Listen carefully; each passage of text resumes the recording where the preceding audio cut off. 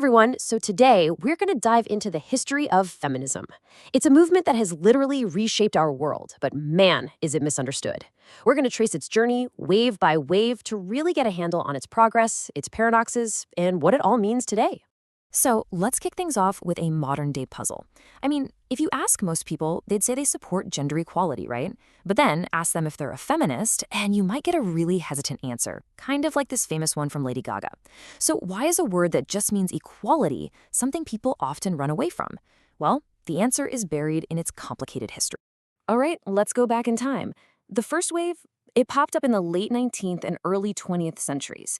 Now, most people connect this wave with women getting the right to vote, and don't get me wrong, that was huge. But the fight was about something way, way more basic. Just the right to be seen as a person under the law. And the reason for that fight? It all comes down to this legal doctrine called coverture. Seriously, try to imagine this. You get married, and poof, your legal identity is just gone. The law literally said that the husband and the wife are one person, and guess who that one person was? Yep, the husband. It sounds completely bonkers to us now, but this was the reality for centuries. And look, this wasn't just some dusty old legal idea. It had massive, real-world consequences. Under coverture, a married woman had no right to own property, she couldn't keep the money she earned, she couldn't even sue someone in court. I mean, even her own body wasn't legally hers, which made the concept of something like marital rape legally impossible.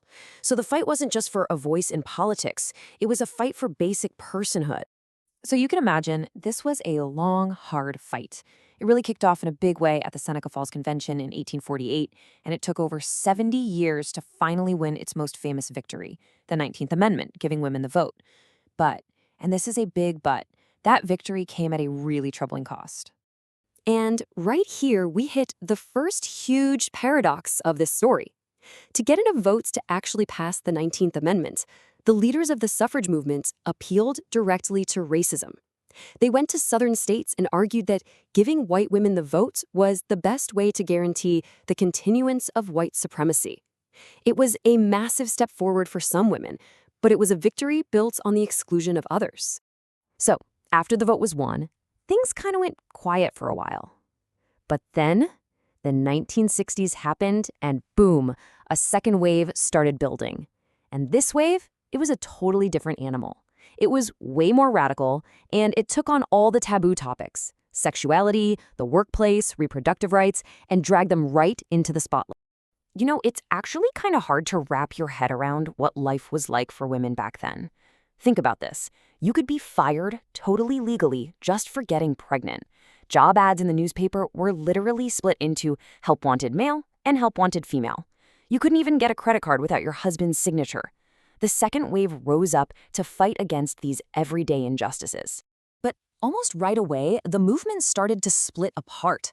On one side, you had what we call liberal feminists. Their goal was simple: tear down every single barrier between men and women for true equality. But on the other side, you had social justice feminists who said, whoa, hold on. Women have been held back for so long, we need special protections like maternity leave. This deep disagreement created a ton of tension inside the movement. And then into this mix come the radical feminists, who used really dramatic political theater to get their point across. And this is where all those stereotypes that you've probably heard about come from. The bra-burning protests, crowning a sheep as Miss America.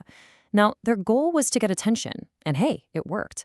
But it also created this public image that a lot of people just found, well, extreme and off-putting.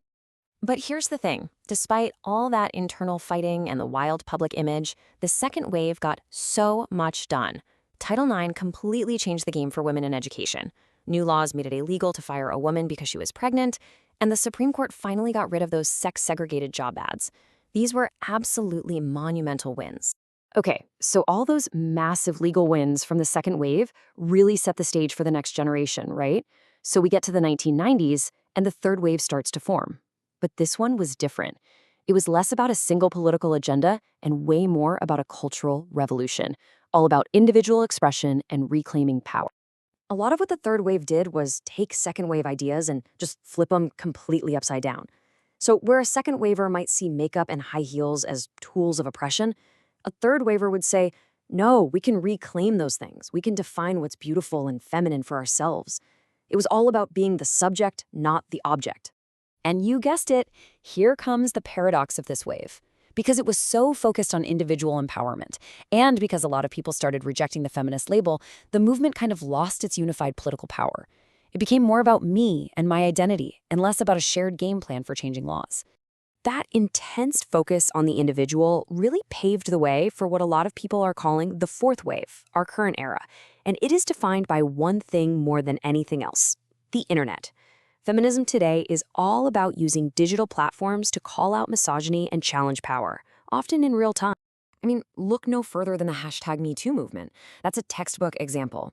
It used social media to bring millions of people together to demand accountability for sexual harassment on a scale we'd never seen before. This whole method of public shaming, which we now call cancel culture, became this incredibly powerful but also, as you know, super controversial tool. But just like every wave before it, this new progress has brought a new, really deep conflict to the surface.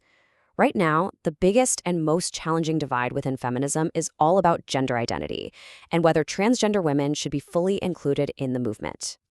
Okay, so on one side of this debate, you have what are called gender-critical feminists.